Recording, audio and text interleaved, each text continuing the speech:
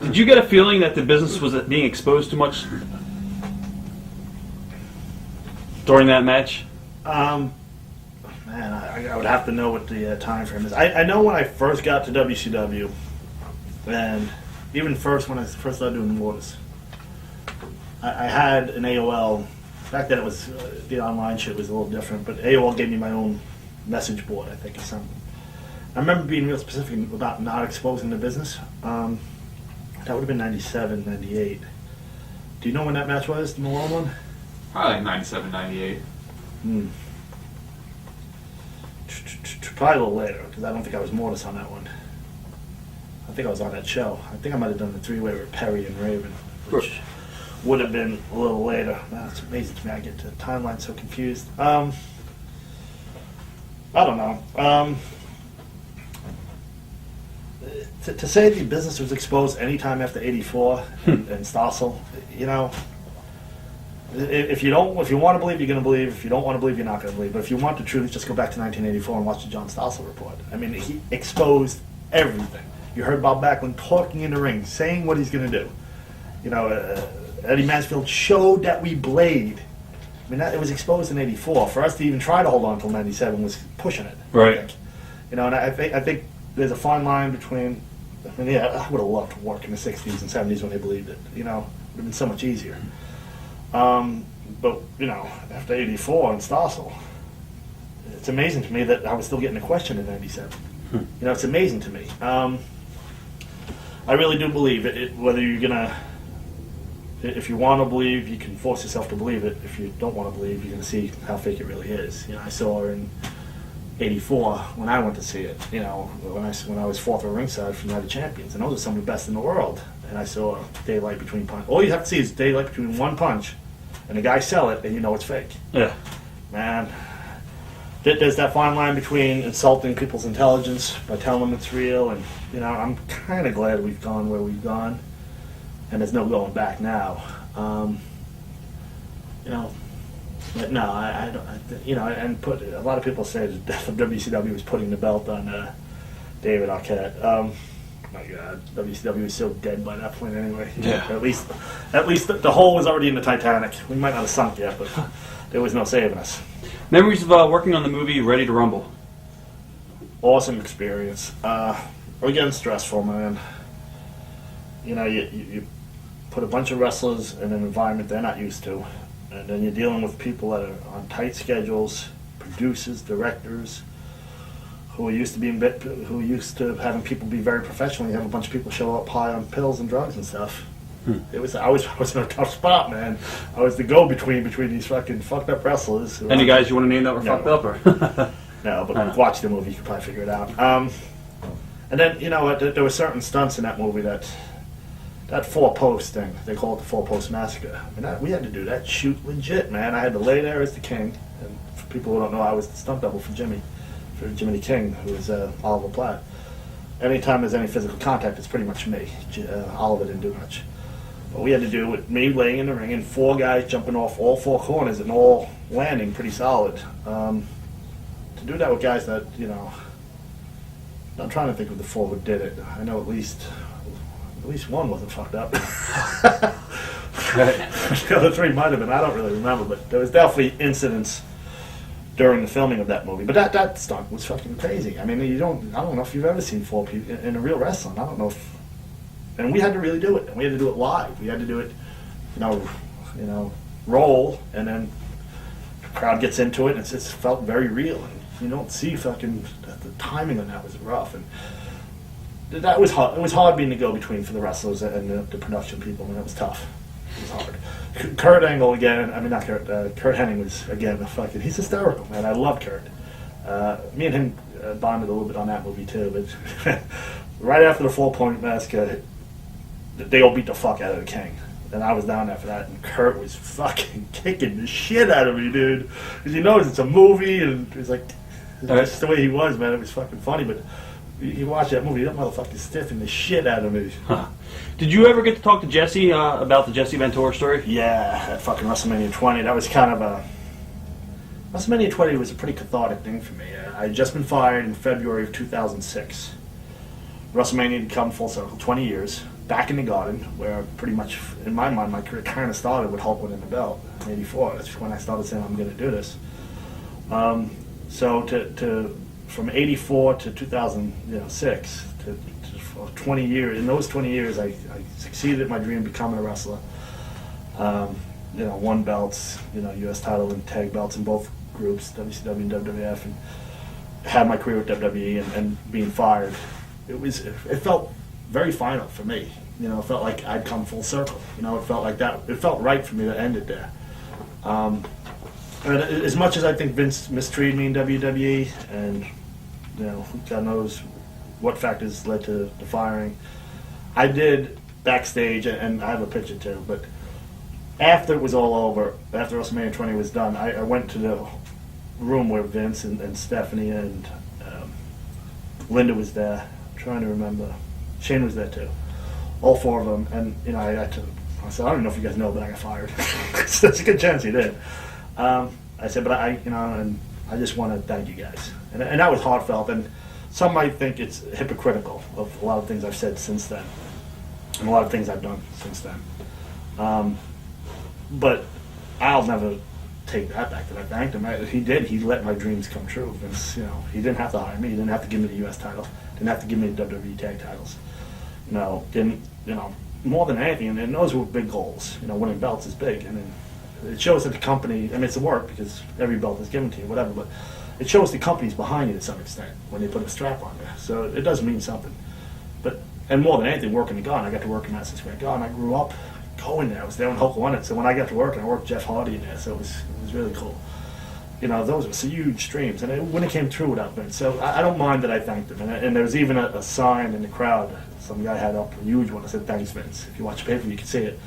As soon as the show was over and the confetti was falling and Eddie and Chris were in the ring, which is just a great moment. And I'm sitting there watching. These are guys I think should have the belt at WrestleMania. It just felt perfect. I ran out there and I took a picture with the guy. Thanks, Vince. I have a picture that the confetti falling and me and this guy holding the Thanks, Vince sign. I do appreciate that I got that opportunity. Doesn't mean he's not a douchebag. Doesn't mean he's not a scumbag and two-faced and evil. I do believe he, in many ways, an evil guy. But he did do something nice for me, and I don't feel two-faced for thanking him for giving me the opportunity. What about Jesse Ventura? Did you? Yeah, so part of the whole coming full circle, I knew Bobby Heenan was going to be there, so I wanted to clear that thing up with him. When I did the Jesse Ventura story, I was told by the producers and stuff to be controversial, to call Jesse out, because they wanted Jesse to acknowledge the movie. Because they figured once he acknowledged it, it would do a ratings thing. So I had to be a prick, man. I don't know. I figured Jesse would know I'm playing a character, or at least playing the role of a dick who's bitter against Jesse. I remember I was calling him Jesse the hypocrite Ventura during the press stuff. We did a lot of press for that movie. I told those stupid motherfuckers though. I said, "You're putting this. First of all, we're going head to head with the biggest miniseries ever made, Cleopatra, which fucking destroyed us in the ratings. And it aired on a Sunday, but it also aired against the WWE pay-per-view. I said, why the fuck are you going to air a wrestling movie against the WWE pay-per-view? That whole audience that watches that pay-per-view would be watching you guys, but they're not. And it was the night Owen died. It's the night Jesse Ventura aired. That's one of the few WWE pay-per-views I actually didn't watch because I was watching the movie. So, I felt bad afterwards that I had to be so brutal on Jesse, but I figured he, either didn't hear it, didn't care, or would understand why I was doing it. He's from Hollywood. You would think he'd know that. But he was at WrestleMania 20, so I'm like, well, I might as well try to clear that one up too. That was a mistake. So I introduced myself. I told them who I was, and I said, I'm sorry about the press I did. I was like, they asked me to be brutal on you just to try to get you to talk about it. And boy, he shot, man. Not so much on me, because I don't think he heard or knew who I was. Right. But man, he was pissed about that movie because, Jesse's a businessman first and foremost, and he wanted money for that movie, and they weren't going to pay him. So he was against that movie from the get-go because they wouldn't pay him. And there's one of the producers or executive producers knew him or something, and he thought it was a stab in the back that they did it and they didn't pay him or they didn't offer him money. But, at least, that apology wasn't for him. And even the Bobby Heenan apology wasn't for him. Those apologies, or at least explanations of what I did, was for me. Right. I felt bad about what I did, and I wanted to clear it up. Any good Raven stories? Oh boy, Raven Bowls. I'll think about it. I don't think I have anything off the top of my head. Okay. Nope. What we're going to talk about is lawsuit later on, and your thoughts on the current lawsuit with Scotty and all. Do that at the end. What about working with Perry?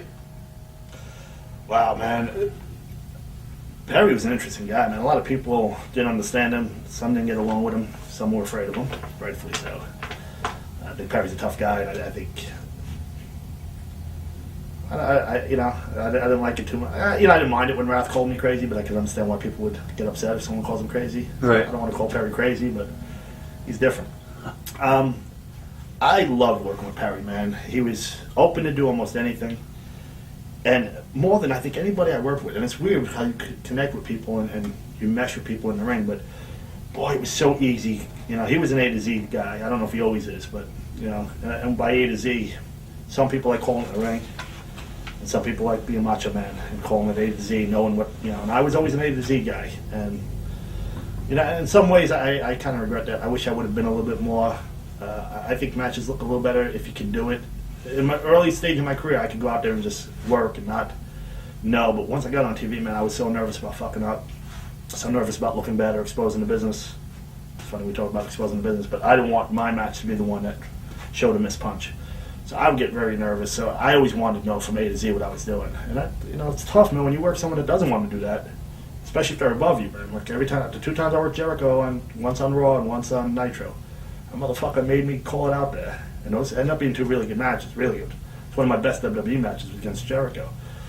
I wish I was more confident during my career that I would have went out there and just winged it. That's what Flair does a lot, I think. Right. Hulk, definitely. It'd be real interesting to know when Hulk and Macho, or Macho and Flair wrestled, how they figured that out, man. Because I know Macho was a big A to Z guy, and I know Hulk and Flair both like calling it out there. So I'd be intrigued to know how they worked that out. What about your matches with Bill Goldberg? One thing about Bill, he put over, I think I've read and heard him at least 2 or 3 times say that me and Chavo are the 2 guys that took the best spears ever. I like that he at least respected that and recognized that me and Chavo took good spears. Bill, he was very, very overly protective of his character, I think, but I guess it worked. 10 years from now, 20 years from now, people are definitely remember Bill Goldberg. I don't know if they'll remember Chris Kanyon. So maybe he had the right idea. It's not my style. I don't know if I could have played the politics or protected my character that much at the expense of others and been comfortable with who I am and look at myself in the mirror. When I was getting some good steam and I was relatively over, enough that they had a match scheduled for me and Bill on Nitro, 8 minutes. And there were definitely times in my career I would have said there's no way I should be able to go 8 minutes with a Flair or a Goldberg or a Macho. At this stage, Goldberg, I thought he could afford an 8-minute match with Kanyon. And he fucking raised hell. And before you knew it, it was who better than Kanyon? Turn, spear, jackhammer, done. I think it would have helped the Kanyon character at that point to do an 8-minute match with Goldberg. I don't think Goldberg needed to beat me in fucking 30 seconds. You got to live with yourself. No one knows what would have happened if I had an 8 minutes. Would it made much of a difference in my career? No, probably not. If you would have worked a full program with Jericho, things might have been a lot different. For Jericho, for WWE, for Goldberg, who knows? Right. But, from what I understand, he put the kibosh on the Jericho angle. And that angle was, I thought it had legs, man. I thought, I guess because I grew up loving Flair, I was very much of the Flair idea of I'll work with anybody and virtually put almost anyone over. I put everyone. I never refused to do a job. I know Flair did a couple of times. Luger, I think when he went to WWE, I think he refused to put the belt on Luger. But mostly Flair did whatever the company asked. I feel better about my career that I did that. That I went his route as opposed to the Goldberg route of being overprotective of my character at the expense of other people. As far as Luger goes, what are your memories of Lex? What do you think about his current situation? I talked to Paige, and DDP and him talk, off camera, obviously, on the phone, and there'd be no reason for Lex to lie to DDP in that scenario. From what I understand from Paige, that Lex is 100% legit. about his beliefs and trying to right wrongs and be a good person and all that. My experiences with Lex, man, he was a charismatic guy, sweetheart, very, at least to your face, very, very good. At times almost overly friendly, to the point so overly friendly I always thought it was fake. I did. I believed it was fake. But and I didn't hear him talking bad about me behind my back either. A lot of times you do hear people talking nice to your face, and then you find out later what they say behind your back. I never heard him say anything behind my back. I always just kind of assumed he did. Certain things, like I remember him walking through the airport, and he may say he never turned down an interview. I mean, an autograph, or maybe he hasn't. But I've seen him walking, and somebody be, "Hey, Lex, I get an interview, an autograph," and he goes, "Sure," and just keep walking. He didn't turn him down. And then I'd be walking. I'd be walking. It wasn't just me and Lex, but me, Lex, and a few guys are walking, and then I'd kind of look at him like, it's like, well, I'm not going to stop. If he wants to walk me, I'll sign. Right. So that was his attitude, and I mean, I would stop. Right. Personally, I stop usually. It was weird. I've seen Shawn Michaels do the exact same thing, but worse. I've seen Shawn out and out just ignore people. Walk at kids. I like Shawn, and literally, I think Flair's the best of all time, no doubt. If you take everything into, I think technically in the ring, Shawn's probably better. He can do more. Maybe even emotionally. I mean, there's interviews and things that Shawn have done that conveyed emotion better than Rick did it. But I think if you have to take everything, carrying a promotion, interviews, carrying an opponent, I think Flair has to be your number one. But Shawn's right up there. So I respect Shawn, what he's done.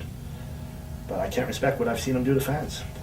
Maybe he'll hate me after seeing this, but man, look in the mirror and tell me if you really have not treated fans poorly.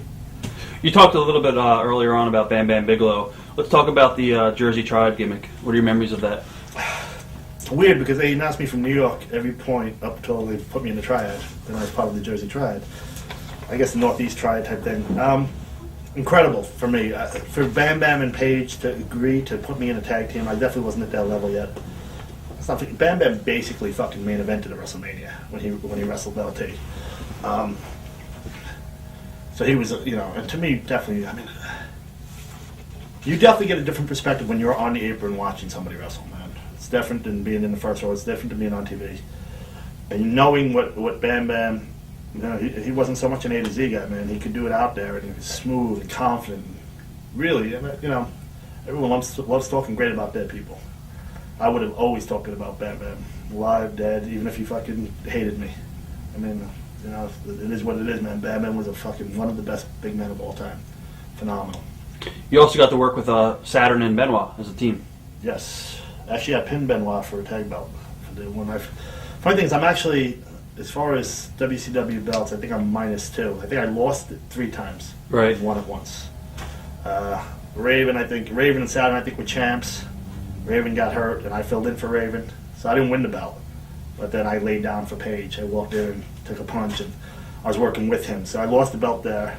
Then I was with Paige when we lost it back to Perry. So I lost it twice before I ever won it. But then on a pay-per-view, me and Paige beat Saturn and Benoit for the belts. And I've said it. I actually said it on that CNN documentary after the Benoit thing. They interviewed me about Benoit, and the one thing about Chris, man, it was always about the match. A lot of people are about themselves, making sure they, we talked about Bill Goldberg. He was very concerned about making himself look good, making sure he looked good, sometimes at the expense of a match or at the expense of his opponent. For Chris, it was always, what can we do to make this match better? And when you're working with somebody like that, man, it's fun. What are your thoughts on the Benoit tragedy? I've been, like I said before, in the nut house 3 times. And when you go in there for psychological disorders, like I have, I've been diagnosed as bipolar. And I was inpatient 3 times now.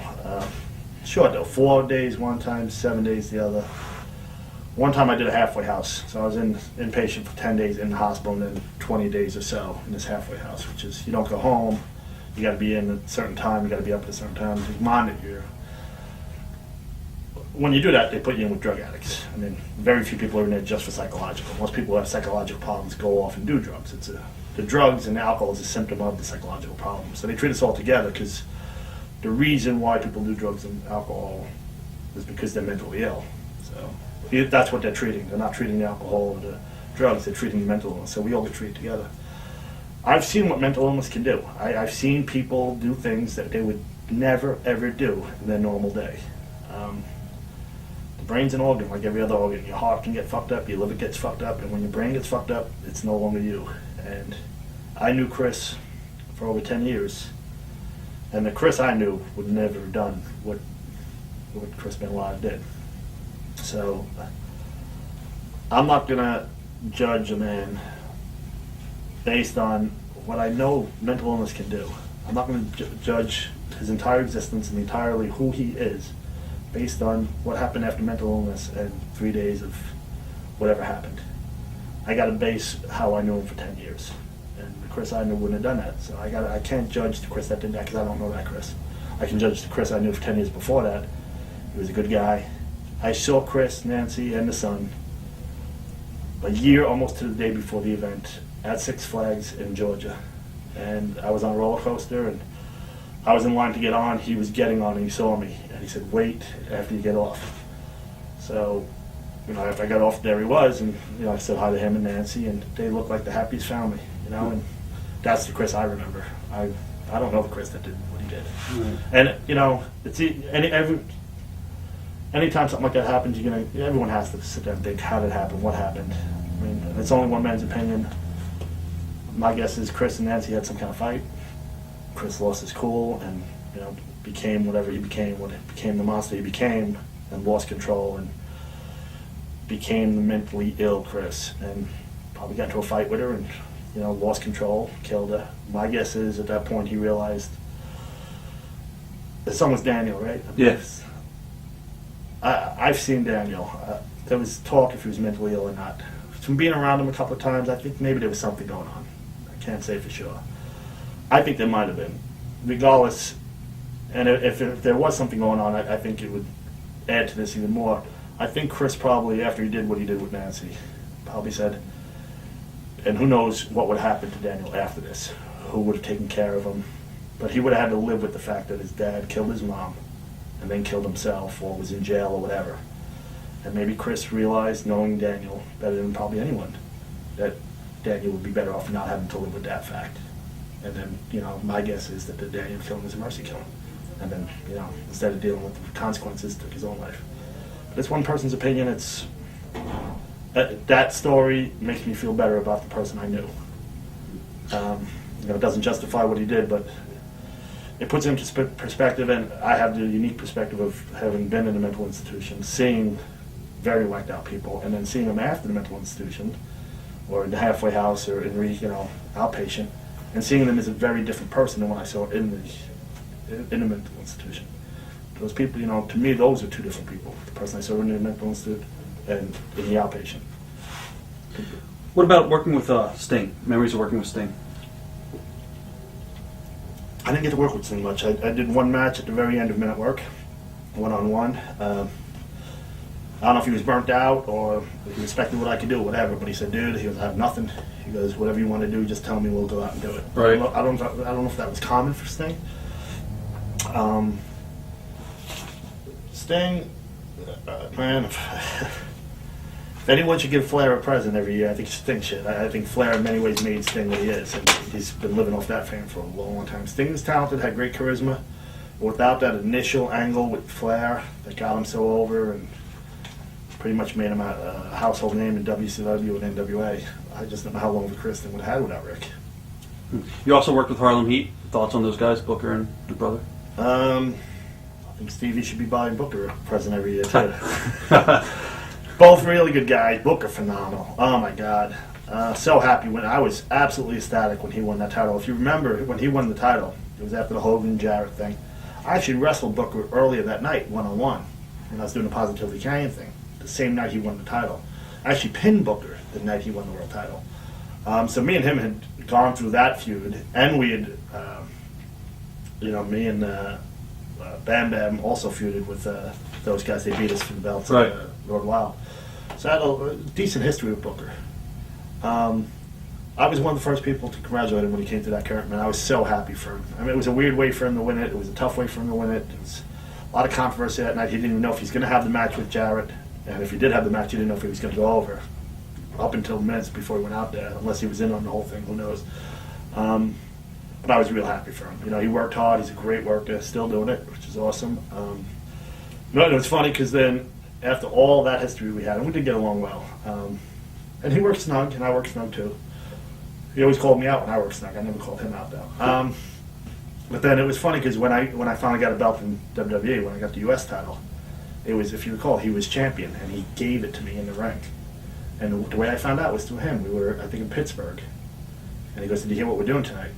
I said, "No." He goes, "I'm giving you the title, bro." I'm like, "What?" He's like, "I'm handing it to you in the belt. You're going to be U.S. champ." And I keep talking about me crying, but I fucking went right there, right in front of him. But it was, I was real happy it was him that told me, and that it was coming from him. It was, you know, I have a good history book. I'm very happy for him. I still love watching him, Tim. It's one of the few guys I really still love watching. Memories of the Champagne Canyon gimmick. I was out in California, doing the whole Ready to Rumble thing. I met with Russo in Vegas when we did a Vegas pay-per-view. I drove over from LA. First time I got to meet Vince, and we talked a little bit about what we were going to do when I came back. And I think it was his idea to play up the whole Hollywood thing.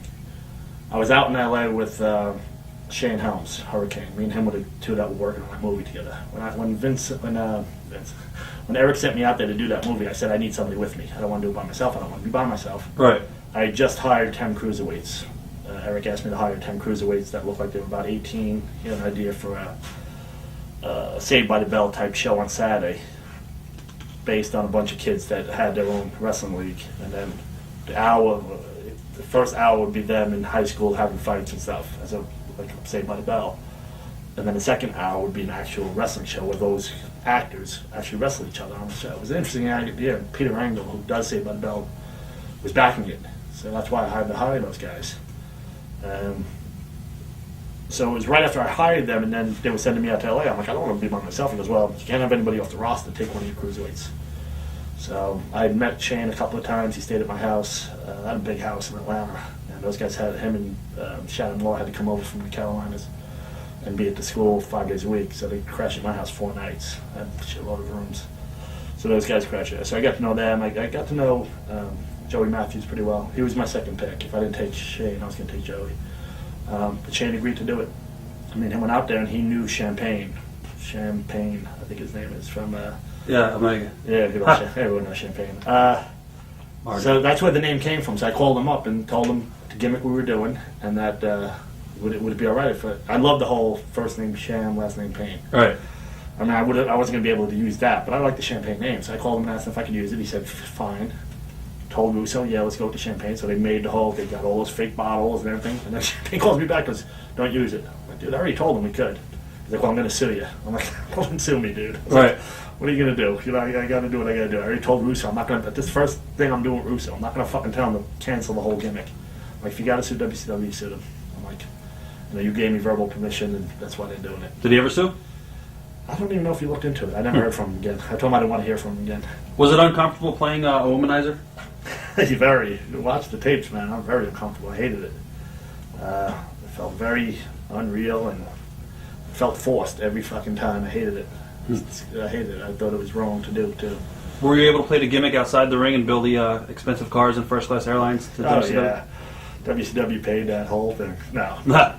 Vince did do that. Very few people know. Vince did that for $1 Million Man, Ted DiBiase. Yeah. Yeah, so, no, they didn't do it. Did it ever bother you that some people might have looked at the character as a Godfather ripoff at all? Or?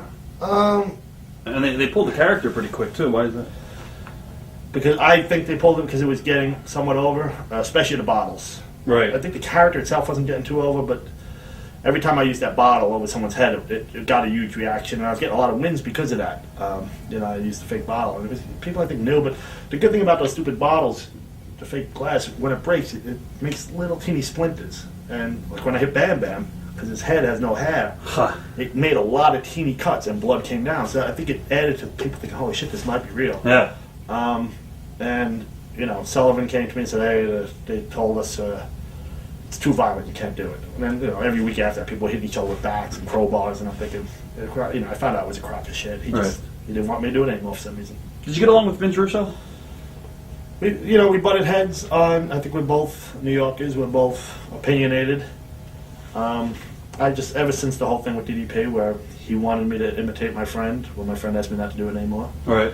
And it was, and the whole thing was, I was a pawn in the game. Those two were playing with each other. I thought that was wrong and horrible. He ended up doing some show at a church in Georgia years after that. He booked it. It was literally in a church. It's very weird. The Ring of Glory show or whatever. Whatever it was. Yeah. And the weirdest thing is they brought up Jim Mitchell, and Jim was all over the fucking channel. I'm thinking, this guy's a shoot Satanist, man. Seems a little, it's just weird. The whole thing was weird, but I took, I think I personally still get along with him. It's hard in wrestling because the line between personal friendships and professional, it's so blurred, man. It's so blurred, and you don't know who is your friend. You really don't. You don't know who your friends are. And you find out a little bit more when you get fired and you're not around anymore. I used to get all the dirt sheets for free. As soon as I got fired, I stopped getting them. Right. So it's a weird thing to consider somebody a friend in wrestling. I'm glad I'm back in New York, where I grew up with a lot of people, and I'm still with those guys. I'll say that much. Memories of the angle with Judy Bagwell, and what do you think of Marcus? Marcus was another one, almost exactly like Lex, man. He was so overly friendly, you just thought it was fake. Then again, I never, he didn't make much of a, you didn't really see him talking about too many people behind their back, so maybe it was legit. I think he was pretty protective of his character. To have his mom do that and allow her to do that and her to work so hard at it, yeah, I respected that. The Bagwell angle happened right after I did the whole, Who Better Than Canyon, the whole Positively Canyon thing. I did those random canyon cutters. I went from that, that basically came off of an angle with DDP. Moved on to work with Booker. Beat Booker the night he wins the title. Now, I knew where I was at that point, and I knew after Booker that Booker's first opponent for the pay-per-views was going to be Steiner. And the handwriting was on the wall. Booker kind of knew it. They made it pretty obvious that's where they were headed. What I pitched at that point, what I thought made sense was I should start claiming I should be the champ. I beat Booker. It's a matter of hours. I pinned the champ 2 hours before he won the belt. If anyone deserves a shot, it should be me. I definitely never thought I should have the first pay-per-view match against, but I thought what would help that progression of elevation. And it was believable when I beat Booker. It wasn't like, holy shit. When I beat Booker, it was like, that's where the angle's headed. Right. It wasn't clean, but fuck, I'm a heel. I don't think I should win clean. I thought at that point I should kind of be, and I'm a big fan of old school stuff as far as, if you're going to have Booker and Scott Steiner on the next pay-per-view, never give it to them for free, ever. Maybe in tag matches. So I thought I should be kind of, and I think this works, Steiner's stooge at this point. Still do the Positively Canyon thing, but me and Steiner team against Booker. And anytime, I'll fight Booker, and then Steiner comes out, we both beat the fuck out of him. Right. And that way, you can give a little bit of Steiner and Booker, and it makes sense because I have an issue with Booker because I beat him literally 2 hours before he won the world title. Keeps me in the mix, elevates me, but I'm not. I don't think it would have taken away from Scott. I was pretty over, probably the most over I've ever been in my career. Was the night I beat Booker. Up to that angle, they built it up and it was perfect. To go from there to working an angle where I'm wrestling Judy Bagwell, Mark Madden, Gene Okerlund. Yeah, I was going to ask you. If it was me and Buff in a serious angle, I'm not saying that would have elevated me, but it would have kept me where I was with the Booker thing. It would have been close. Okay. To go from there to working with those, it's not a shot at Buff, but that angle worked for Buff. As far as I was pretty over at that point, it probably was all right for him. Right. It didn't work for me. It wasn't where I should have been at that point. Okay. Let me just. Yep. We're going to do it in your room for a bit. Let me pause this for a Yep. second. How did you hear that WCW was sold? And what are your memories of the final show? It's hard to be quick on that one. All right. Leading up to it, I was in the loop with Bischoff. I heard his group was definitely buying it. There was talk of moving us out to Arizona, to Vegas. Right. Do all our TV tapings there. I had already looked at houseboats to buy on Lake Mead. Wow. On the way to, they were having me come down 4 days early. I was going down on Thursday to do the final show. Just so happens my contract, if they did not give me 30 days notice by that Sunday, they automatically had to pay me for 3 more months. My contract was coming up anyway. Right. So I'm thinking, with everything going on, no matter what happens, I'm going to get paid for the next 3 months when we're probably going to all be off. Because they talked about having time off in between. This was our season finale. Literally get to the airport, I see Ernest Miller. Ernest says, the deal fell through. Ernest says, the deal fell through, Bischoff ain't getting it. And I don't believe it. I'm like, yeah, whatever. I was like, well, regardless, we'll still, we're not going out of business. Right. It's the last thing on my mind. Literally, from the car to the ticket window, I get the call from Johnny Ace. We're not renewing your contract. So, it's a bummer, but man, what the hell's going on? On the plane, I find out that Vince might have bought us. So I'm like, holy shit. So as soon as I land in Panama City, call up Jim Ross. I'm like, Jim, I know it's been a while, but if that offer's still on the table that you gave me, a while ago, I want in. Right. I'm like, they just gave me my 30-day notice. So now we don't know about fucking if the whole Vince thing is real or not, man. None of us are for no one's for sure, man. It's really up in the air. The most surreal thing to me, remember, this is a war. We hate WCW and WWF. They hate us. And I've been backstage 100 times now, WCW, thousands of times, whatever. And you have, every door has a sign, wardrobe or, females or whatever. When I was back there was a WCW sign on one of the doors that said WWF. I was like, oh. It was one of the most surreal things I've ever seen in my entire life. It was just so unfucking real. Huh. But we still didn't know, man. And then it was weird because, we all meet in a room. Of course, they show up a little late. Shane McMahon walks in. It was fucking hard. It was absolutely the most. It felt like a dream more than anything. One thing Shane said that I think was untrue. He said every single person in this room will have an opportunity if they want one. I don't think that ever came true. I think there were people that wanted it and never got in. It was weird. They had their own security guards. They were in a room that very easily had access to leave, which I thought was kind of weird. I was supposed to be on the show. That's part of the reason why Johnny Ace called me. He said, even though we're letting you go, you still want to be on that final show. I'm like, fuck yeah. I spent 6 years in this company, man. I want to be part of the show. I was going to be in an 8-man tag or something. Animal was going to be in it. I know that. I think M.I. Smooth was going to be in it. Ernest, I forget exactly what the match was going to be, but my match got yanked. I remember being in the gorilla position, and as Vince is cutting his promo and saying, yeah, I'll sign the papers when Ted Turner shows up at WrestleMania and kisses my ass, I looked at Terry Taylor and he went, Terry had no idea. Right. None of us knew if that was a shoot or not. And I'm thinking that's why they're located where they are. They're going to fucking cut this promo and get the fuck out of here. And this is a swerve and they're going to fuck us all over. They're fucking Ted Turner, they're fucking WCW. None of us knew what was real and what wasn't at that point. That's why it was such a powerful angle. For Vince to drop the ball on that, we could sit here for fucking 10 hours saying how it could have been done better, how his fucking ego got in the way, how he fucked up the biggest angle in wrestling history. For anyone to sit there and say, and obviously I have issues with Vince, right. For anyone to say he's a fucking genius after XFL, World Bodybuilding Federation, ICO Pro, the dropping of the ball, the destroying of wrestling in general, it's dumbfounding. He's made fucking fuck up after fuck up after fuck up. He's somewhat successful despite himself. Right. Plain and simple. Do you feel he did a WCW thing just because he didn't want to put over the company? He just wanted. Absolutely. Yeah. And I don't know if it was consciously done, but his ego gets in the way, and he said fuck him. Right. I also happened to be in a fucking I got lucky, man. I got hungry later in the day. I was in the catering when there was somewhat of a symbol. It was supposed to be production people only, and I didn't see that sign on the door. The catering hall was huge, so I'm sitting there eating, not realizing. And there was the symbolic handing over. David Crockett, got up and said, "Everyone, work your ass off tonight. Whatever's going to happen is going to happen, but work your ass off." And I want to, officially announce that Vince McMahon is taking this company. And Shane got up, and man, there was almost not a dry eye in the fucking catering place. And to look around and realize that Vince was pretty much putting all these people out of work, I was like, that's when I started realizing. Shane can say whatever he wants. Anyone who wants an opportunity, it's going to be good for him. They put a lot of people out of business that day. They put a lot of people on the street that day as far as they had a job and now they don't. How did you find out about yourself? Well, I called, Right. I got the call from Johnny Ace on the way to the building.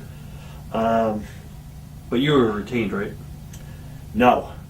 And that was another thing. Diana Myers, who was a lawyer for WCW, pretty much right after I got thrown off the cage, Triple Cage with match with Jarrett and Page and Arquette.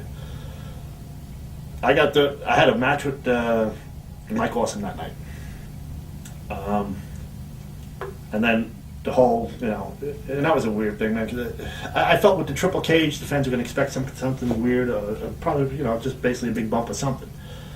So when I pitched that angle to Eric made it happen. And then later I found out that it was the building where Owen died.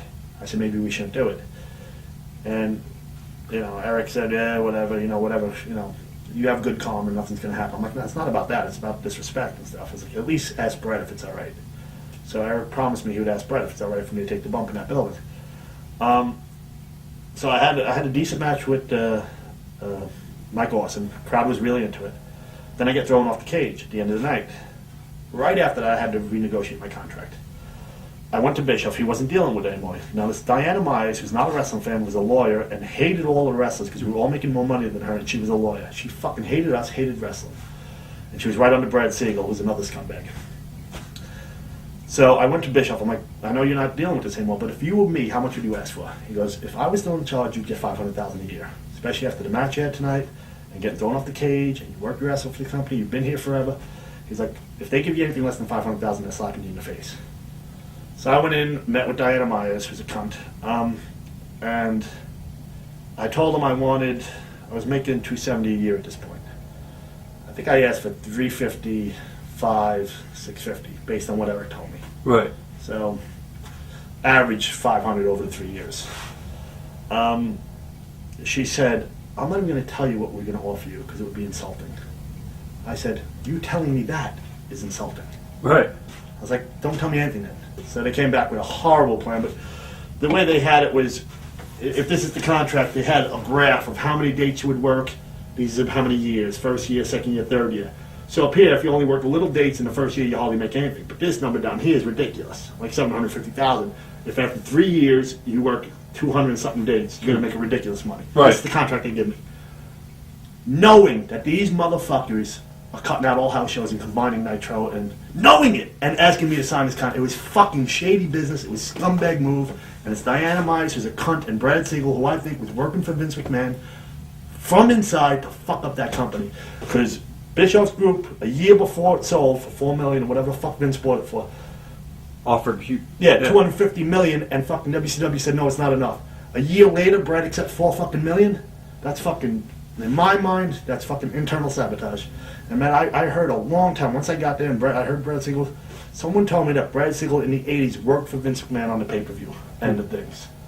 And that people feel that he had a relationship with Vince all the way through, and that he internally sabotaged that company. And man, if you look at the facts, man, I would not doubt it, man. I guess for you, your initial meetings of Vince again, what were they like? Back to Well, back to the original question. I want to give the history of Diana Myers. So I get the day of the show, the final show. Right. I look for Diana Myers. 'Cause I want to know now. I got released, the Thursday before the final show. I got released from my contract, which was running out in a month anyway. But they gave me my 30-day notice 30 days before the end of my contract. So I look for her. I finally find this bitch. I'm like, Diana, I need to know, was it Vince McMahon's idea to release me? Was it your idea? Was it Johnny Ace? Who was it? Well, things got very tricky at the end and we're not sure. And no. Someone had to make the decision to call me and say, and it's important for me to know if it was Johnny Ace, if it was Eric Bischoff, if it was Brad Siegel, if it was Vince McMahon, if it was Jim, who fucking released me? Well, it's very confusing. I was like, no, someone had to fucking say, fire him. Right. She goes, please don't hate me. I'm like, ship has sailed on that, sweetheart. I already fucking hate you. And I just walked away from her. Huh.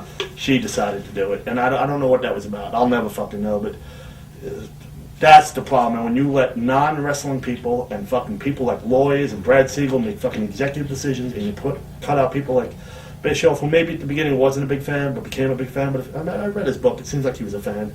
But people who love this business, and you push people that love the business, and you use people that love the business is successful. You bring in writers like fucking Vince McMahon brings in, you bring in lawyers like cunt Diana Myers and fucking people like Brad Siegel, and businesses fucking fall apart.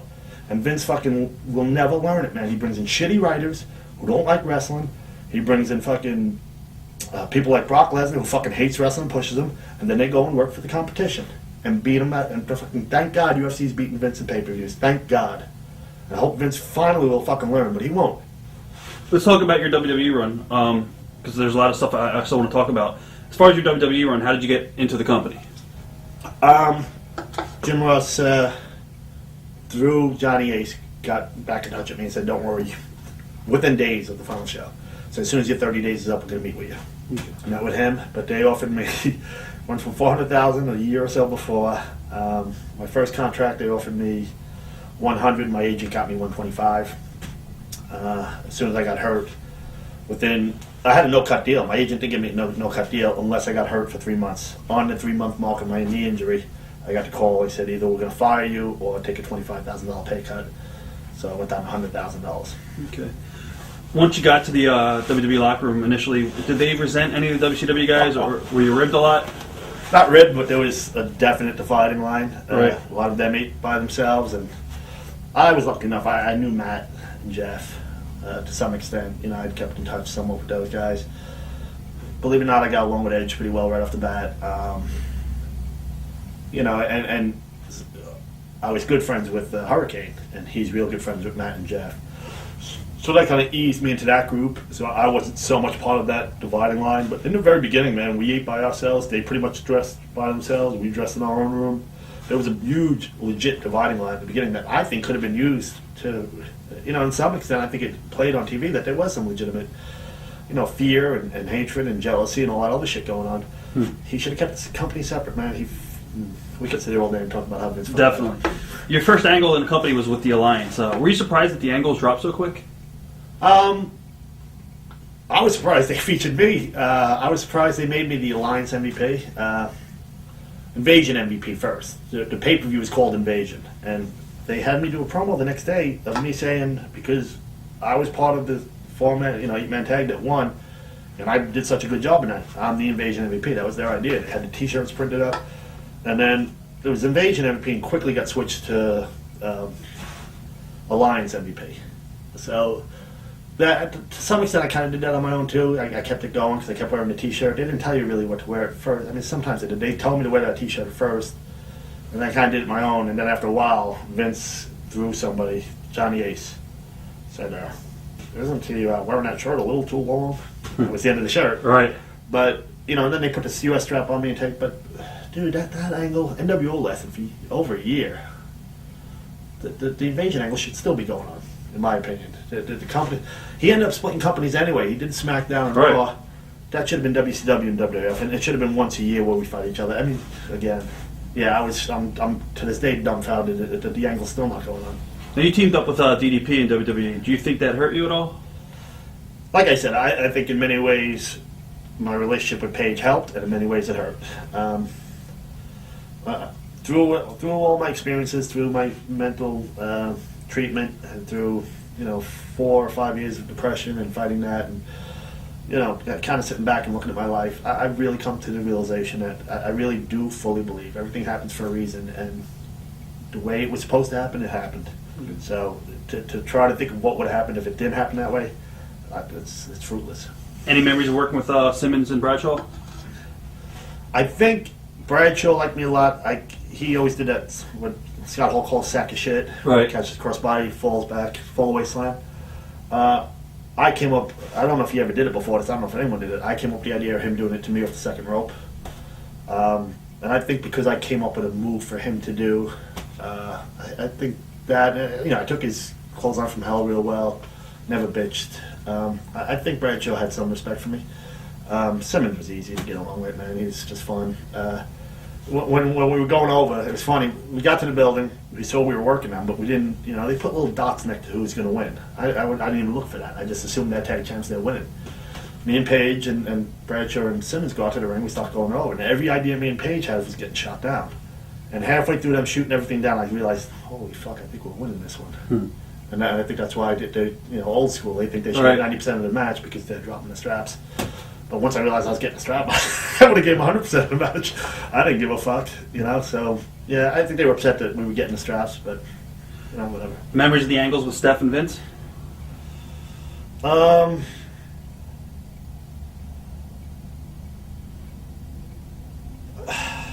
not so much the angles.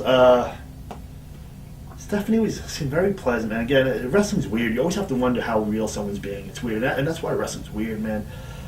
The line, when you start blurring the line between fantasy and reality, what's real, what's not, what you can believe, what you can't believe. I mean, people like Pillman did it, Andy Kaufman did it. When you start blurring that line, man, things get weird, man. I was with Pillman during some weird times with him, and he would blur that line, and somehow him blurring that line made things even crazier, man. I saw weird things happen around that guy. When I was in the nut house, I saw it happen too. I think it's scary. I think that's why wrestling's such a fucked up business, man, because the whole thing is based on blurring that line. Whether we try to do it or not, it ends up happening. It ends up happening in the back, too, for all of us, and we don't even know what's real, what's not. So with Stephanie, she was always very pleasant, and I never saw any reason to think she wasn't that way all the time, but I don't know, man. Yeah, gotcha. She's the spawn of the devil, so you gotta wonder. Memories of your matches with Taker? Man, that there was something between Paige, and this is rumors. I heard when Paige first met with Vince, there was some kind of incident where, Vince got up or, whatever. Somehow, he didn't expect a hug, and Paige gave him a hug. I think, and I heard that's how the whole Steve Austin, when Steve started hugging people in the ring, I heard that was like kind of a rib on what Paige did with Vince. He hugged them in the office, which I guess kind of caught Vince off guard, and it kind of made a goof of it, but then I kind of got over when Steve was doing that on the camera. Paige did something to rub either Taker or Vince or both the wrong way. I can tell you two stories that kind of back that up. Paige had this, a little pocket organizer, a little Palm Pilot or whatever the fuck they were back then. Now everyone has it on their phone, but back then that was kind of unique. And Paige is an A to Z guy, and he used to like to type up his matches in his Palm organizer. And he started telling everyone, this is the greatest thing you can have, and if you have one, I have one, and I type up the match, I can zoom it to you, and you'll have it. And, Paige liked, writing out the matches and going over it. And, that was fine with me, I didn't give a fuck. But apparently, Paige is doing a run-in and wanted to take his matches. And when Paige got to the bottom of the ramp, the mat was up, and he tripped, hit his head on the fucking part of the ring that goes across the bottom. Came up, and it was a bloody mess, but still got in the ring and, did the run-in on Taker. It was bloody, man. And apparently Vince said, I wonder if Paige had written that into his Palm Pilot to remember to fall and break his head open. Right. So that line, and then if you watch the SummerSlam, it's so frustrating. When me and Paige won the tag belts, right afterwards, they're professional women, they want to take pictures because they. So as soon as me and Paige get to the back with the belts, the photographer's there and they want promo shots. And I see Taker walking by and I say, hey Taker, I'm like, think I should get these pictures now or should I wait a while? He goes, because I was wrestling, me and Paige were wrestling him and Kane. We find out as soon as we get back through the curtain, we did the promo with Regal where he says, well, you guys got to defend these belts now. At SummerSlam, the title versus title against Taker and Kane, because they had the WCW tag belts. So I know right away. Right. So joking, I say, should I take pictures now or should I wait a few weeks? He goes, I'll take them now. So I think, and when I talked about this before with Goldberg, finally, I'm a tag champ, I'm US champ, I have 2 belts, things are going great for me in WWE, I'm on SummerSlam, 3rd from the top. That's how you get paid, man. I got $13,000 for that fucking match. For fucking 8 minutes in the cage with Taker and Kane. 13 fucking grand for 8 minutes, man. And, it's like, oh, finally, a cage match. I'd never been in a cage match before, so I had a million ideas. I wanted to blade, obviously. I thought all of us should blade, or at least me and Paige should blade. I asked Taker, I was like, if we're on top, both of us standing there, you choke slam me from the top rope into the ring. Or if you want, I'll be outside fighting, you grab me, I'll be on the outside, choke slam me through the fuck. I figured with Taker, man, we could get away with anything. Right. So let him choke slam me through the announce table.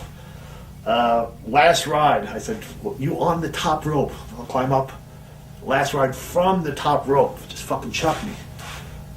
He said, nope, they want you to leave Paige. They want you to be up, standing, and leave Paige. And it was all personal bullshit. Because they hate Paige so much, an angle that no one even picked up on. No fan really picked up on this. That his own partner leaves him to get beat up by 2 people. Because of that, now the blading, we didn't blade in that match, which I think hurts any cage match. I think Austin was fighting Angle in the main event, I think. And they were going to stop it because of bleeding. So I understood that. That makes sense. But then don't book a fucking cage match. Think ahead. Don't book a cage match if you can't bleed. I understand that. If I played deep, and I would have, man, I would have Right. I would have been covered. And then they don't stop that match, but they stop Angles. Whatever, that made sense. But I think because of either Taker's hatred or Vince's hatred for Paige, they fucking hurt that match bad. It's one of my worst matches ever. It's one of the biggest matches I've had. I woke up that Sunday for that pay-per-view in California. I think it was in California. And I opened up a USA Today, and fucking there's my picture in the middle of USA Today. I was like, holy fuck. And then it's one of my worst matches. I'm embarrassed about that match because those motherfuckers... No, it's definitely not Kane. Kane's one of the sweetest guys in the world. And I think Taker could have stepped up and said, let's make this match good instead of just a way to embarrass Paige. I thought that was lame. And I don't know if it was Paige or Vince, but months and months later when Paige is already gone, Right. me and Taker's getting ready. We pull up in the parking lot and we're behind a fence where the fans are all lined up screaming at us. Taker's fucking getting his stuff out. I get out of my car, I'm getting my stuff out. And we're a few cars apart. But somebody fucking screams out, Taker, what do you think of DDP? Now he's on the spot, man. This fucking fan put him on the spot. And he looks at me, looks at the fan, he looks back at me, he goes, there's a certain way we do things here. And some people come in with their own ideas, and those people usually don't last. Huh. And that's all he said, man. He kind of looked at me and just kind of went, that's the truth. So, I mean, I think that kind of sums up Paige's run there in WWE. You got to work with Tajiri? Yeah, I dropped the US strap to him. I was very, I asked Johnny Ace, I'm like, is there a reason why I'm dropping it? Are they mad at me? Am I doing something wrong? Do they got plans for Tajiri? He's like, no, they just figured it's time to get it off you and they want to give it on to Jerry. Fine. I was happy I was dropping it to someone I thought was real talented. I don't know him that well, but I felt like he liked the business. I was happy. I was happy for him. What about Kurt Angle? Got to work with Kurt? Yeah, probably my best match. It was odd because I think it was a SmackDown that was live or something. I remember there was an hour delay. It might have been Raw, but it was an hour delay. So when we did it, we were like in the Central Time Zone. So when we did it, it was an hour later. We got to watch it on regular TV in the locker room. So it was odd. So it was very rare that you get to do that. So we had the match. Putting together the match was great. Patterson helped us, I believe. Either Patterson or Briscoe. We were real happy with the way we put together. We fed off each other creating the match like I did with Saturn a lot. They were giving me a good shove at the time. I was U.S. champ.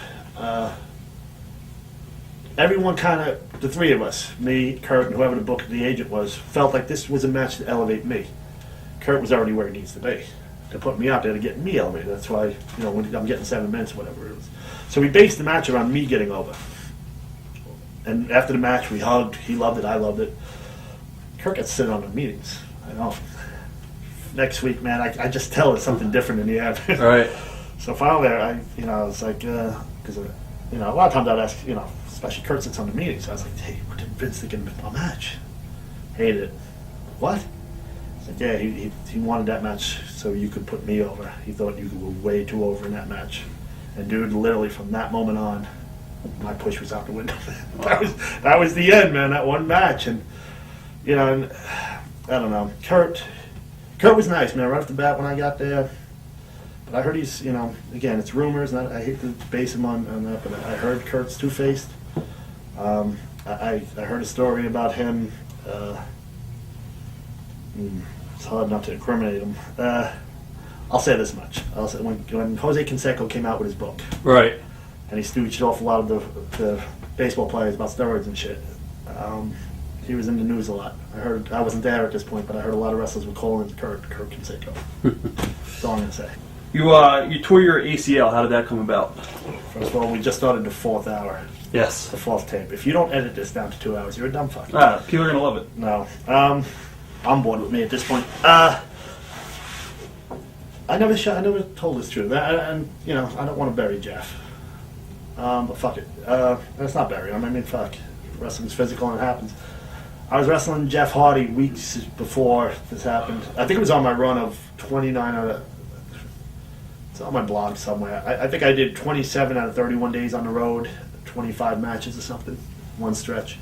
It was when we did a charity match, softball game in Shea Stadium. We did Atlantic City. I was just on the road forever. Went down to OVW, did a bunch of stuff. I wrestled Jeff Hardy, I think in Atlantic City, and he did And we did the Pillman thing during this time too. That's why that run was so tough. And it was literally, I think, on the road 27 out 31 days, 25 matches, something like that. So I was fucking beat up and tired anyway. And Jeff did his swanton, and he landed low, real low, on my leg. And I think it bruised the muscle so badly that the muscle at that point almost shut down. So anytime I was going up steps or anything, the leg would give out because the muscle just wasn't working anymore. So I don't think he hurt the ACL. I think he just hurt the muscle bed. And then since the muscle wasn't working, when I was working, they brought up Randy Orton to do a Dolph match.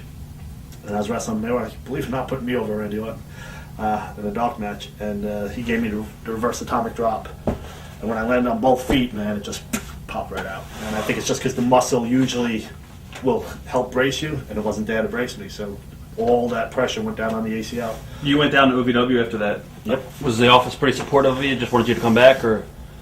Yeah, I mean, whoever it is, I forget the guy's name. It doesn't matter. Yeah, when they sent me to OVW, I just saw it as something normal. I went down there. I love working with Cornette. I love working with Johnny Jeter. Cena was down there, I think, right? Or was he already up Yeah, there? Cena was there. I worked with him a little bit. When I went down there, I think, yeah, he was still there. Did you know Cena was going to be a big star? When I was still wrestling, it was during that period, the 27 days of 31. They sent me to OVW with Big Show to kind of do a little scouting mission. Me and Johnny Ace got along well, so Johnny said, go down there. And he gave me a sheet of every guy's name and wanted me to give a report on everybody. Right. So I went down there with a critical eye. Lesnar was hurt at this point, and so was Shelton. I didn't get to see either one of those guys. Who I did see was Randy and Cena. Now, I gave the report to Johnny of everybody down there, but I went on my blog, and I was so impressed by Randy Orton at this point. I literally said, and Randy to this day has quoted it, and this is, he'd never done anything on TV. I'd never even seen him before. I said, I've seen the future of the WWE and wrestling, and his name is Randy Orton. And I wrote a whole blog, I think Randy's going to be huge. And I said, if it ain't going to be Randy, probably John Cena will be a big star. There you go. But let them use this, whoever scouts they have right now.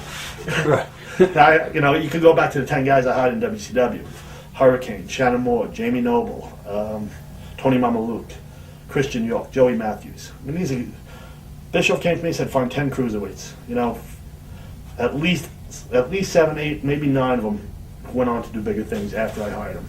Definitely. And I'm not, and Vince, I don't know who he had scouting, but god damn. When you came back, you re-injured yourself. Was it Lance Cade against Lance? Yeah. We worked in a barn, literally a barn, literally cows and horses is where we had to change. This was for, it wasn't OVW, it was the other HWA. And For her. Okay, yeah. yeah, Heartland Wrestling Yeah. was also one of the developments. Went there, was working with Lance in a barn, and I had a cut on the shoulder, a little cut. I didn't think much of it. And he threw me out of the ring. I just landed on it, but in the mud, basically. And before I knew it, it got infected. And, I was literally just coming back from the knee. I was about to go on TV, and I had to call him up and say, hey, I just went to the doctor, and they said I have a bad... At the time, they thought it was a dislocation. Right. Because the infection had gotten so bad in there, it pushed the bone away from the joint. So when they x-rayed it, it showed up as dislocated. They thought that's all that was wrong with it. When they cut it open, they drained over a cup of pus out. And they said I passed out for 2 days. My friends had to rush me to the hospital. And the doctor woke me up. I thought it was Sunday night. It was actually Tuesday morning. And he said, we got to operate. I said, I want a second opinion. He goes, you don't have time. Wow. So it ended up, they had to cut it open, and then they had to leave it open, because if they would have closed the scar, it would have, if anything was left in there, any infection was left in there, it would have got trapped in there. Right. So they had to leave it open. It had to close on its own. So it took over a month to close on its own. I went in weighing 240. 6 days later, I weighed 208. I lost 32 pounds in 6 days. It was brutal. Now, you wrestled some house shows as Mortis. Was there any thought of bringing that back? Oh yeah, it's in the magazine. Okay. When I came back, I figured I needed something new. They kept telling me I needed a new look. That's when I came up with that fucking horrible beard thing I did. They wanted me to cut my hair. It's like, I really wasn't cool cutting my hair. I really didn't want to. And then I said, Stephanie liked the idea of Mortis. I said, well, the Mortis outfit, it works a lot better with the long hair coming out the top of the mask. So she goes, all right, don't cut your hair. She goes, but we still want a new look. So I did the stupid beard thing. It was like a staircase. But yeah, it was in the magazine. They said Mortis is coming back. And then I did a bunch of dark matches. It seemed to be getting over all right, and they just didn't do it. Kiboshed it. Whose idea was it for the Boy George skit, and how did that come about?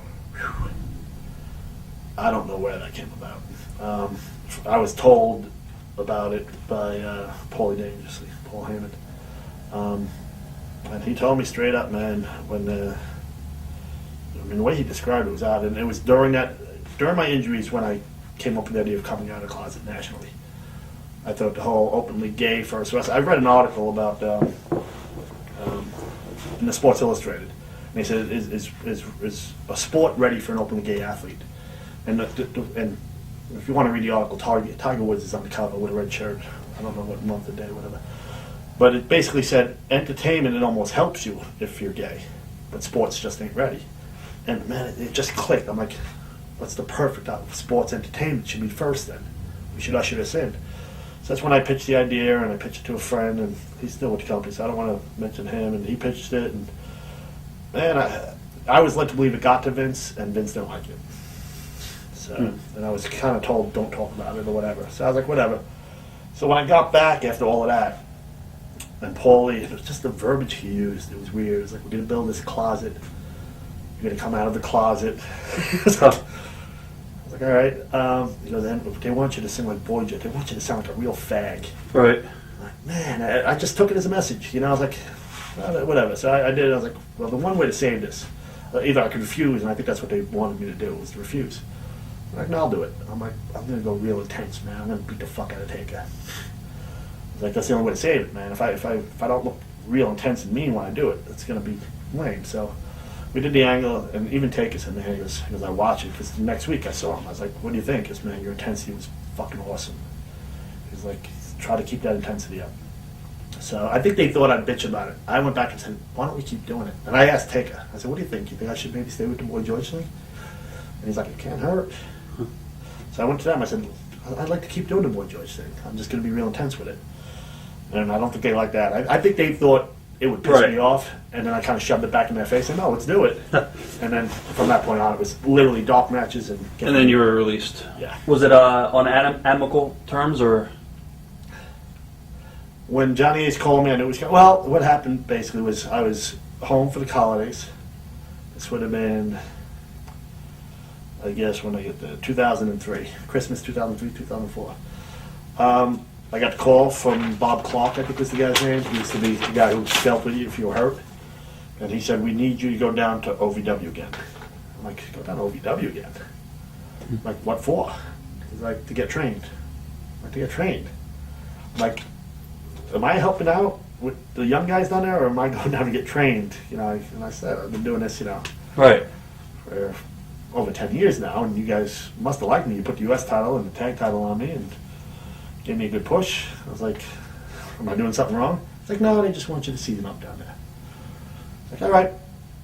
And this was at the holidays. I said, well, I already told all you guys that I have a real estate deal in upstate New York that I was going to take care of right after the holidays. That's why I was like, look at travel. You guys will fly me in and out of New York for the next couple of weeks. I can't pass up this deal. It was a sweet fucking real estate deal.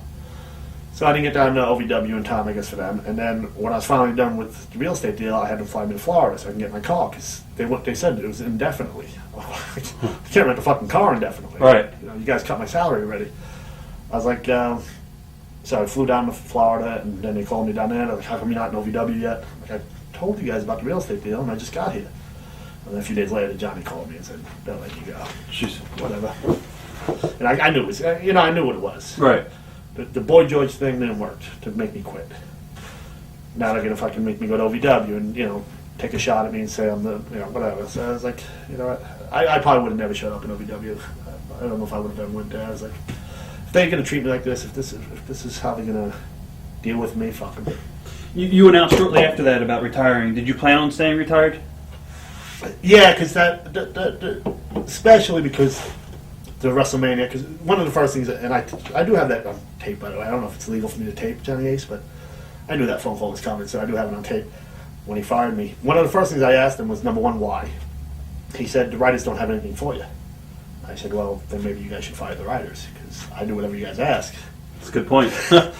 And he told me about all the guys they were going to fire at that point, which was weird. And then I asked, the next thing I asked was, can I please go to WrestleMania? I'm like, probably the last time I see a lot of the guys. This was February, they called me to fire me. WrestleMania was at the end of March, early April. It was in the Garden. Right. I was going to be home anyway because I just got fired. So I was going to go back to New York and be with my family. So they approved. He said, yeah, no problem. You still be under contract anyway. I was getting paid till May. They had to give me 3 months. Severance. Yeah. So you're still kind of under contract because it was, we could pay you all at once, but you can't, you Right. work, or we'll pay you along the way. So I don't know why I picked what I did, but I'd still be officially under contract till May. So it just felt so final, that WrestleMania. Full circle. 2 guys I really respect had the world title at the end of it. I felt this whole completion thing of, it kind of started here when Hogan won it. Here it is, fucking, whatever it is, exactly 20 years later, and fucking I'm in the Garden again, saying goodbye to friends, thanking Vince. It just felt right. So the retirement felt very final at that point. But then afterwards I started thinking, I never got to come out. I was like, I kind of felt like it was important to do. So that's when you decided to come out? Yeah, I want to get back in the ring, get in good shape, and then come out. And I really did believe Vince would do it. I thought he had balls. I thought he would see an opportunity to do something that no other sport's doing. Do you think people? Go ahead. I don't want to cut you off. Promote an openly gay athlete in a legitimate circumstance of being in a locker room. Those are the things that we could. And the way I pitched, I said, we can do legitimate polls of the other wrestlers. Do you mind having Kanyon in the locker room with you? And then give that to USA Today the weekend of a pay-per-view. And those are the ideas that Johnny Ace loved when I pitched it to them. Because I did pitch it to Vince way before I did it. Right. And I pitched it to Jeff Jarrett before I did it. And they both cleared, they loved it. And then they both pussied out. Do you think people knew that you were gay in the business and just? Oh yeah, there was rumors. I know Raven said. Yeah, there were a lot of rumors, especially when I didn't seek out the job of hiring a bunch of good-looking cruiserweights, but Eric gave it to me. Right. And he specifically said, good-looking, young, they have to look around 18, they got to be ready for TV, they got to be Hollywood, they got to look the part, and they got to look young. When I hired them, I happened to just buy a house too. I had 6 bedrooms. I had a basement apartment. I had plenty of room. A lot of these guys weren't making money, and they weren't paying them much. If you didn't live in the Georgia area, you got $40,000 a year. If you lived in the Georgia area, you only got 20 or 25. AJ Styles is another one I tried to hire. He actually turned me down. Jason Cross pissed me off, so I didn't hire him. Jimmy Wang, I hired him. But those were the Georgia guys. That's why I remember that. So the guys that were not, they weren't making that much money, and they had to do it, 5 days a week at power plant stuff. So, I opened my house, but I think a lot of wrestlers saw that as weird. I had a bunch of young cruiserweights living with me. Right. You could ask anyone if I fooled around with them. I didn't. I wasn't going to ask you that. No, but people are going to assume that, and I definitely don't want them saddled with that. And there's been a lot of guys that when I was coming out, man, I was scared for them. Guys that claimed to be my friends and that were already in WWE, and I thought, there was going to be, people talk, and if I was friends with Kidman or friends with Hurricane or whoever, then all of a sudden I'm out. Now people are going to wonder, Right. Did you lose any friends? No, not a one. And I did not fool around with a single pro wrestler. I almost fooled around. I think I probably could have at the Ready to Rumble filming. We both ended up in a hot tub together, and it was close. But Was it a worker? Yeah. But we both, I think we both thought, I'm trusting this guy. If I out myself to him, and we do fool around, there's a chance he'll tell other people before we know it's out. And I think we both thought that. We both actually. Did you think that person was gay? Or? Oh, I know he is. Oh, okay. Yeah. Is he in the business still today? I think I just Yes, said I it. believe he is. Yeah, I just read something about him. Okay. I guess why didn't you come out any sooner? Just pussy, I guess. Right. I think I was afraid. Yeah, it's a huge process, man. It's hard. I needed that therapy, man. I thought I was ready. I'm telling you, man. I got to look back and say everything happens for a reason. Everything that happened was supposed to happen. If they would have done it in 2001, 2, when I wanted to do it, God only knows what would have happened. Man, mentally, I didn't realize it was going to be such a big deal. Because when I started doing it, coming out, I came out in therapy first, then to my family. And without therapy, I don't think I would have been able to deal with it. And to come out and then subject myself to whatever angle Vince would have put me in. And my gut is he would have fucking leaned me towards heel, and that's not what I wanted to do. I wanted to come out and be neutral and let the fans decide, but I think he would have leaned me towards heel. To have 20,000 people chanting faggot at me, I don't know if I could have dealt with it. Back then, now I could. I don't give a fuck. But back then, I don't think I could have. Did you ever have to pretend you were straight by hooking up with a groupie or anybody? Oh shit, yeah, tons of times. Especially the ones with the biggest mouths. Little and figured, nah. If there was a rat that I knew talked a lot, Right. I can tell you one story about X-Pac. Me and my friend were in the lobby with this girl who I knew I could fuck her anytime I want. And my buddy had a camera, so I'm like, yeah, this will work. Because the camera might, if it gets spread that this girl's blowing me or I'm fucking her, I'll erase most doubts. Right. X-Pac was in the lobby with us when we were talking to this whore, and he knew it was, one of us was going to probably bang her. So my buddy goes up with me, and the girl gives me a blowjob. And next day, X-Pac's in the elevator, and he sees my buddy. He goes, hey, what happened with that girl last night? My buddy goes, oh, she blew Kanyon. I filmed it. And X-Pac's like, really? I always thought Kanyon was gay. So I was like, all that work. Right. And, the first wrestler to hear about just, that's weird. I thought Kanyon was gay. Wow. So I kind of thought it worked a little bit, but I'm like, well, I guess the rumor's already out there. Any of the guys ever question you as far as like being Straight up, Terry Taylor, I'll give him credit, man. Out-asked me. I lied to him, said I wasn't. How did that come about? Me and Terry were pretty close. I went over to his house a couple of times and met his kids, met his wife, went out to eat. He ordered Chinese one time. I went over there. We were friendly. And Terry does not have that part of the brain that says, don't ask that. It might hurt someone's feelings. Or, Right. Don't say that. It's going to bury you. I mean, I think that's Terry's biggest problem. Well, one of his biggest attributes, whatever way you want to look at it. But, oh, by the way, are you gay? Just wondering. It's like, no, why do you ask? Because, you have all those cute cruiserweights in your house. It's like, no, I'm not. And then I think Raven always constantly asks me. It's funny, and then once I did come out, because I still had friends up in WWE, once I came out, I asked a couple of my friends, I'm like, so what was the reaction up there? And I found out two names that I asked a lot before I came out. Regal used to ask everyone that knew me if I was gay or not. And Jericho asked a lot about me before I came out if I was gay. So that's the only thing my friends, the Stooges, told me, was that those guys asked a lot before it happened. Right. But other than that, it was not much of an issue. What happened in 2004 when you got arrested? Real simple, I don't drink. I'm not even supposed to drink these, but fuck it. Dude, you had for the record, can I show that? Yeah. He has had 4 energy drinks, including a coffee before that. So I thought you'd be running around the hotel room, but and that's bipolar. This triggers mania. That's why they tell me not to do it. And bipolar is either you're manic, which is, if you ever did coke, it's like doing the best coke in the world. I've stayed up 3 days without doing a single drug, and not even drinking this, just being manic.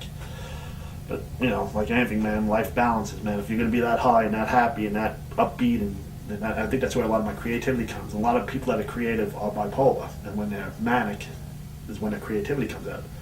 But life balances out, man. If you're going to be up for 3 days and happy, you're going to hit a bad, bad depression.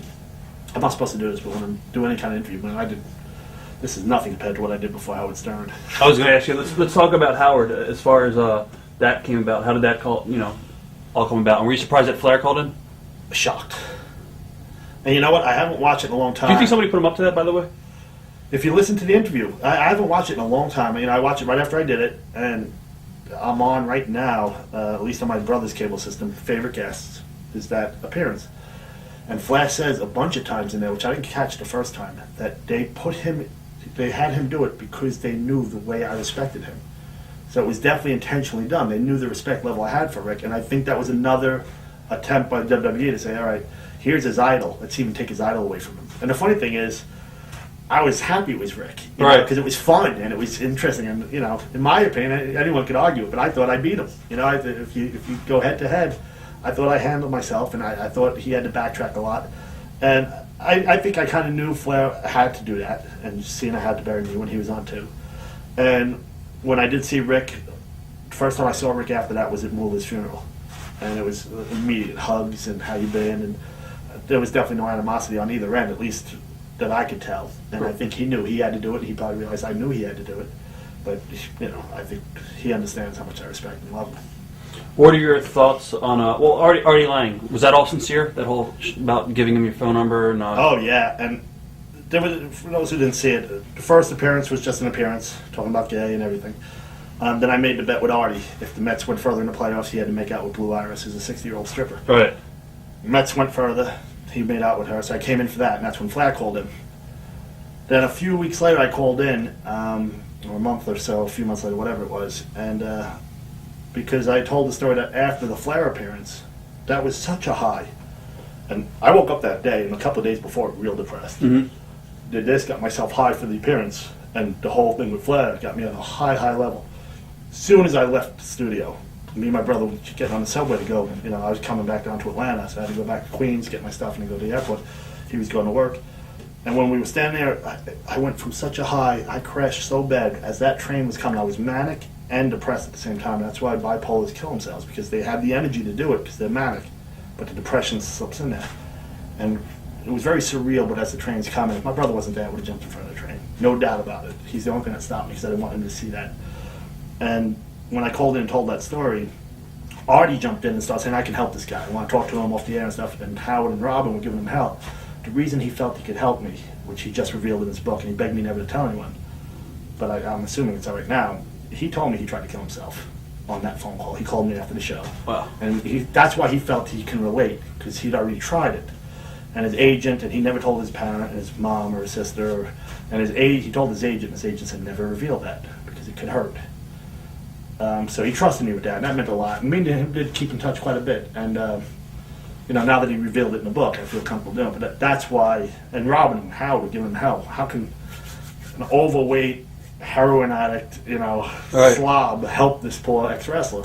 That's why, because he's been there and he knew what it was like. So, yeah, that was legit. Did you get to meet Howard after your segment was over, or were you rushed out? Yeah, no, both times. Was he cool with you? Awesome. Yeah. He's different, though. It's very different. Yeah, he's not It's the same quiet. person. Oh my God, so is Austin, man. That's another thing people don't. When we first got to WWE, we had a huge meeting with all their guys, all our guys. It was in the Garden, the Madison Square Garden, and everyone stood up. Taker stood up, and Vince and Pat Patterson, Briscoe. Everyone had some words about this whole angle and what was going to happen and what WWE was like. And man, Austin was shy. You could tell he didn't want to do it. When he did it, he was real quick, and still Stone Cold's a shy guy, I think, naturally. What are your thoughts on the lawsuit that's going on today? The lawsuit. The lawsuit with Raven and. I was told not to talk about it. We're filming this before the end of whatever happens with the lawsuit. I think the facts stand for themselves, man. I think if you go online, just look up what it means to be an independent contractor versus employee, it's night and day. They feel that because we signed a contract that says we're independent contractors, that's going to hurt us. Vince could have had me sign a contract that said I was a fucking 2,000-pound elephant, and I would have signed it, because first of all, he's a monopoly. Number two, I wanted to work there at any cost. Doesn't mean I'm a 2,000-pound fucking elephant, you know what I'm saying? He could have had me sign anything. And he's in a position to make you do it. Just because you sign something that says you're something doesn't make you something. And I think that's a lame aspect of this, but if that's the law, it's the law. Whatever's going to happen is going to happen. There's a lot of reasons why I did it. Number one, Raven needed people to do it, and he had somewhat trouble finding people because people are afraid of Vince on many levels.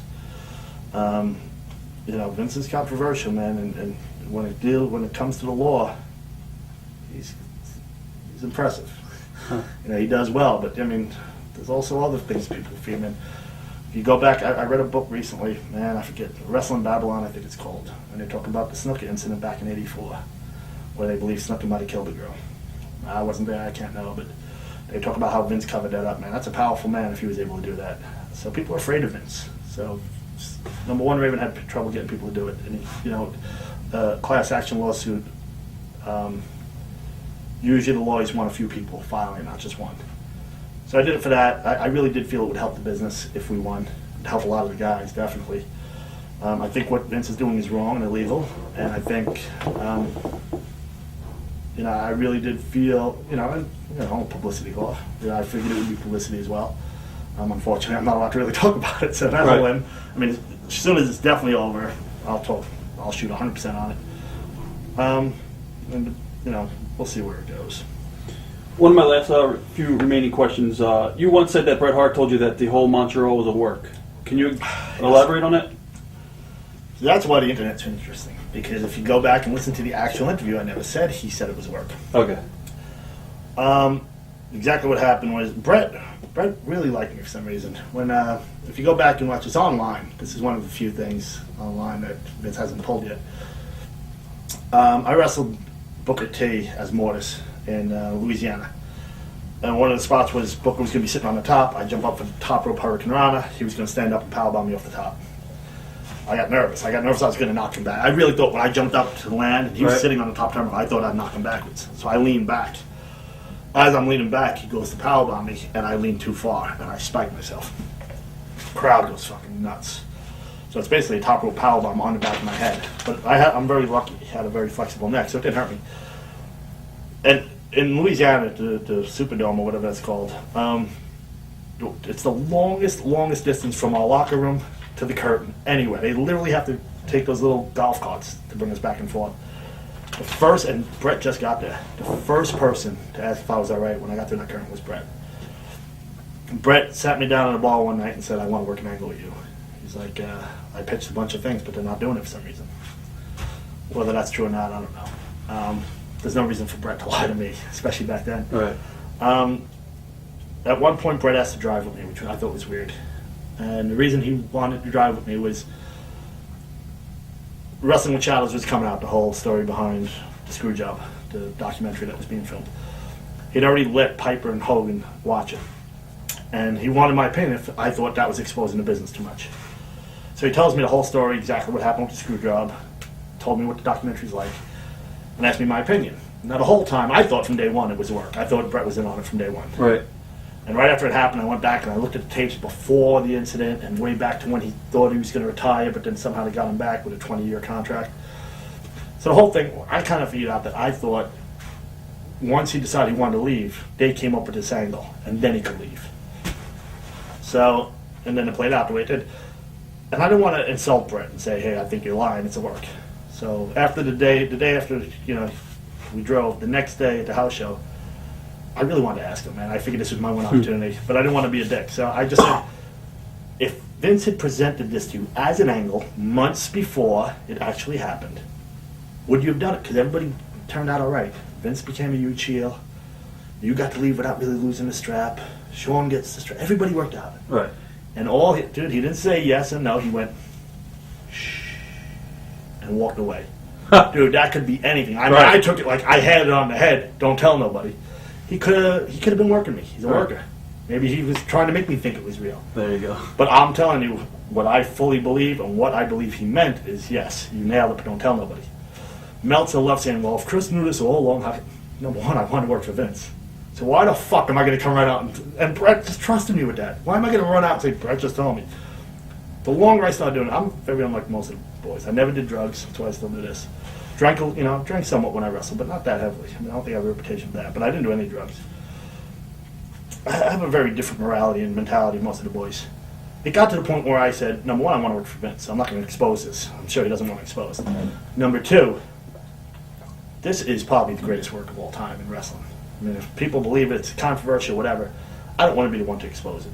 And when I did expose it, I didn't go on that O show, with Donnie Abreu and those guys. I didn't go on there to be controversial. Right. We were talking about how the gay angle and how I thought Vince liked work shoot angles. And I just brought that up and said, oh, it's definitely work. Brett was in on it. I was saying that not to be controversial, not to expose what Brett did. It just kind of slipped, and I was making a different point. And I was shocked when it made headlines. And then I realized, oh, fuck, I did kind of just expose something. I didn't feel that bad about it, to be honest with you. No one's going to, people who believe it, and people who don't. But I'm telling you what happened. And Brett's, from what I know, never denied that he did that with me. Brett's a little bit of maybe a different person now than he was, but and maybe he doesn't remember or does remember. But bottom line is, I don't know if he ever denied it. And I'm telling you, there's no reason for me to lie. He fucking did that. All right. Looking back, your favorite match, favorite moment in the business? The crowd's tough, man. New York sucks. I love New York, but that fucking Garden crowd sucks. But dude, to walk out after all the shit I've been through, after 9 years in the business at that point, to finally make it to the Garden, get to wrestle a friend of mine, Jeff Hardy, walk out in the Garden, the most historic building on the planet, and get to wrestle that, man. Nothing like it, man. It was like I was like a kid. It was unfucking real. Now you're back in New York, and you just recently announced that you're going to start taking bookings again, right? Yep. Yeah. Just northeast. Within 250 miles of New York, that waits to drive. I got sick of flying. I got sick of doing indie shots where I don't know if the guys can get me an airline ticket and blocking out that time. This way, either I don't make the drive if I feel like it's a screw job, or if I make a 250, 3-hour drive, and I get there and the guy fucks me, so I wasted 6 hours. Who gives a fuck? Are you happy in life right now? Happiest I think I've ever been in my life. Healthy? Mentally? Yeah, I think so. Man, therapy's a great thing, man. And you know what? Vince was forced into, I think, for PR reasons, to agree to pay for rehab for guys. He should pay for more than that. He should offer psychological counseling to the guys on the road. And to, if he's gonna say, if you're gonna be a drug addict and an alcoholic, I'm gonna pay for that. To not pay for psychological counseling is almost rewarding someone for being worse, or for doing something less ethical, or for being weaker. I think personally, if he's serious, if he's not just doing it for PR, if he really wants to help the boys out, have a psychological counselor on the road to these guys, man. I think after a while, I don't think guys. When my doctor told me I had to go, my mom said, "You're not crazy. Why are you going?" My dad, they didn't want me to go. They didn't know I tried to kill myself, but my doctor did, and he threatened to tell my parents if I didn't go. Thank God. But there's a stigma that I think is horrible, and it ends up killing people. And I think Vince, at least if he's serious about helping people, offer psychological counseling to the boys, because we need it. Because we're in a business that feeds fucking dementia, feeds bipolar, feeds, just when you mess with reality, man, things happen. Well, I definitely want to thank you for being here today, and it was a great interview. Thanks. And I wish you the best of luck in anything you do. Thank you, buddy. Cool. Thank you.